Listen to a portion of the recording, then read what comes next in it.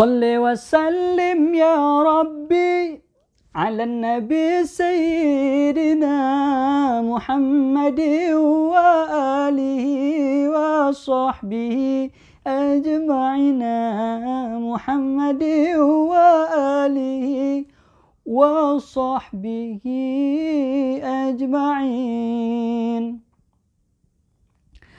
Assalamualaikum warahmatullahi wabarakatuh.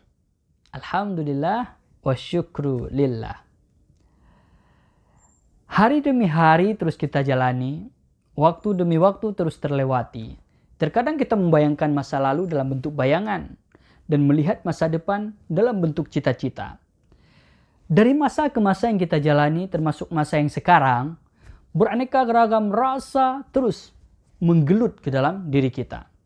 Sedih, senang, bahagia, celaka, syukur, kufur, semua itu bercampur aduk.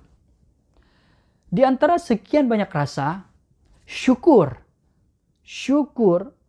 Allah terjemahkan kepada kita, Allah isyarahkan kepada kita menjadi sebaik-baik rasa yang harus kita rasa, yang harus ada pada diri kita. Bahkan kalimat syukur ini Allah bagi kepada 70 ayat dalam Al-Quran. Salah satunya dalam surah An-Nahl ayat 53 yang berbunyi, A'udzu billahi as-sami'il 'alim minasyaitonir rajim. Wa ma bikum min ni'matin fa min Allah.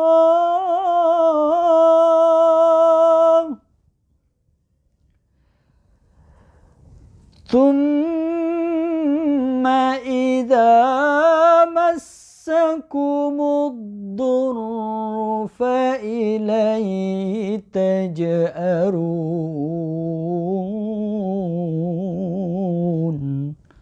Sadaqallahul Azim. Dan semua rasa syukur yang ada padamu datangnya dari Allah. Dan bila kamu ditimpa kesengsaraan, maka kembalilah kepada Allah. Ayat ini menjelaskan kepada kita bahwasanya betul-betul sekecil apapun nikmat yang kita rasakan datangnya dari Allah. Lalu bagaimana cara kita mengapresiasi rasa syukur ini? Imam Al-Ghazali menjelaskan. Bahasa kita nih, Imam Al-Ghazali nge-share 4 cara apresiasi rasa syukur kepada Allah Subhanahu wa taala. Cara yang pertama yaitu dengan bersyukur dengan hati. Orang-orang yang bersyukur dengan hati cenderung semua yang dirasa, semua yang dinikmati, semua yang dimiliki senantiasa datangnya dari Allah. Tak luput dari hatinya, ya Allah terima kasih atas nikmat ini, Alhamdulillah. Hatinya yang berbicara, hatinya yang mengungkapkan segala rasa kenikmatan itu. Sehingga ia benar-benar yakin bahwasanya untuk mengapresiasi rasa syukur dengan hati ini, maka seluruh jiwa dan badanku harus mengikuti langkah-langkah untuk bersyukur kepada Allah. Nah, dimulai dari kalimat yang pertama, dimulai dari poin yang pertama dengan hati, maka Imam Al-Ghazali menyambung poin yang kedua yaitu dengan cara bersyukur dengan lisan. Nah, orang-orang yang bersyukur dengan lisan ini cenderung dalam 2 versi. Versi yang pertama, kemana-mana ia mengucap terima kasih ya Allah, bersyukur kepada Allah telah memberikan ini ya Allah, sungguh ya Allah aku tak mampu berbicara selain mengucapkan terima kasih kepadamu. Itu orang yang pertama. Orang yang kedua, apapun yang dirasa, cenderung di lisannya mengucap kalimat Alhamdulillah. Keduanya tentu tidak ada salah. Bahkan kalimat yang pertama merupakan kandungan arti dari kalimat yang kedua. Akan tetapi Rasulullah mengajarkan kepada kita, sebaik-baik kalimat yang mengandung zikir, untuk bersyukur kepada Allah, kalimat itu adalah Alhamdulillah. Maka ketika kita merasakan nikmat itu, yang harus kita ucapkan adalah Alhamdulillah. Kenapa? Karena di dalamnya terdapat 2 hal. Setelah kita bersyukur kepada Allah, kalimat itu sendiri mengandung kalimat zikir. Itu yang kedua. Yang ketiga, termaktub dalam catatan Imam Al-Ghazali, yaitu cara bersyukur menggunakan tindakan. Orang kaya nih, orang kaya raya, Bagaimana mensyukuri nikmat kaya raya? Secara tindakan, orang yang mensyukuri nikmat kaya raya ini, ia cenderung berbagi hartanya. Apakah dalam bentuk sedekah, zakat, infak, wakaf, dan lain sebagainya. Kenapa? Karena inilah cara dia untuk mensyukuri nikmat Allah dalam bentuk tindakan. Ia dalam hatinya sudah terasa, bibirnya sudah terucap, kemudian dalam tindakan. Sudah 3 hal, dan hal yang terakhir, sebagai penentu daripada rasa syukur kita kepada Allah. Apa yang diberitakan oleh Imam Al-Ghazali? Bersyukur yang keempat, caranya yaitu dengan mensyukuri atas kenikmatan. Nikmat apa yang Allah beri?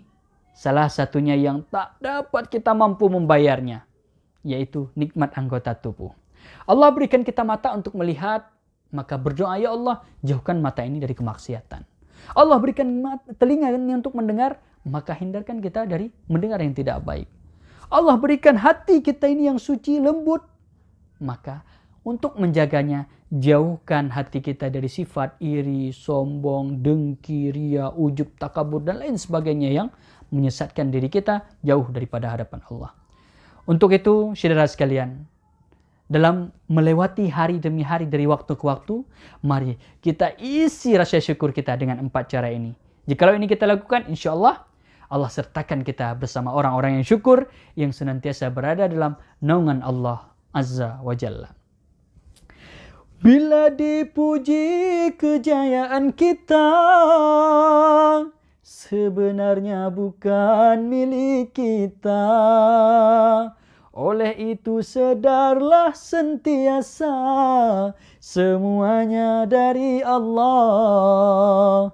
Alhamdulillah, pujian bagi Allah. Subhanallah, maha suci Allah. Allahu Akbar, Allah maha besar. Segala puji hanya bagi Allah. Semoga bermanfaat untuk saya sendiri dan untuk kita semua dalam jalani kehidupan sehari-hari. Billahi taufiq wal hidayah, waridha wal inayah. Wassalamualaikum warahmatullahi wabarakatuh.